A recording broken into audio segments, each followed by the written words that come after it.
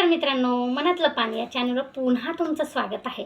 मित्रांनो, आयुष्यामध्ये आपण बरीचशी नाती जोडत असतो।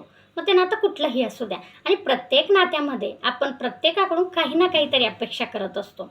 अपेक्षा करणं चुकीचं नाही, पण चुकीच्या व्यक्तीकडून चुकीची अपेक्षा करणं चुकीचं ठरत असतं। कारण मित्रांनो, नाती ही फार नाजूक असतात। मग ते टिकवण्यासाठी या 3 गोष्टी खूप महत्त्वाच्या असतात। पहिलं म्हणजे प्रेम, दुसरं म्हणजे वेळ आणि तिसरं म्हणजे सन्मान। आणि ह्या तिघं गोष्टी जर का तुम्ही समोरच्याकडून अपेक्षा करत असणार तर तुमच्या नात्याला अर्थ उरत नाही। कारण या तिघं गोष्टी समोरच्याने तुम्हाला दिल्या पाहिजे, तर तुमचं ते नातं मजबूतीने टिकत असतं। नाती ही निस्वार्थपणे जपली पाहिजे। या तिघं गोष्टी आपल्याला मागायची समोरच्याकडे गरज भासायला नको। आणि जर का तुम्ही तुमचं मन, अपेक्षा आणि भावना दुखून ह्या तिघं गोष्टींची अपेक्षा समोरच्याकडून करत असणार तर तुमच्या नात्याला अर्थच उरत नाही। तुमच्या सन्मानाला ठेच पोहोचवण्यापेक्षा तुमचं ते नातं बाजूला ठेवा, त्याला तिथेच थांबवा, त्याला तिथेच स्टॉप करा, जेणेकरून तुमचं मन दुखणार नाही।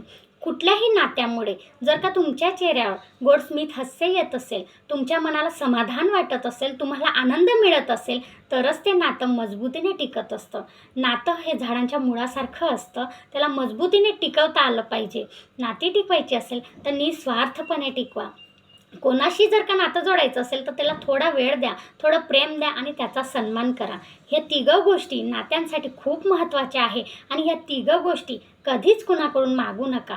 समोरच्याला जर का तुमची गरज असेल, समोरच्याला जर का ते नातं टिकवायचं असेल तर तो तुम्हाला या तिघं गोष्टी परिपूर्णपणे देईल। तुम्हाला मागायची गरज भासणार नाही। आणि ज्या ठिकाणी तुम्हाला या तिघं गोष्टी मागायची गरज भासत असेल तर त्या नात्यापासून स्वतःला लांब ठेवा, जेणेकरून तुम्हाला त्रास होणार नाही। मित्रांनो, व्हिडिओ आवडला असेल तर जास्तीत जास्त लाईक आणि शेअर करा। थँक्यू। आणि व्हिडिओ कसा वाटला तर कमेंट नक्की करा। धन्यवाद।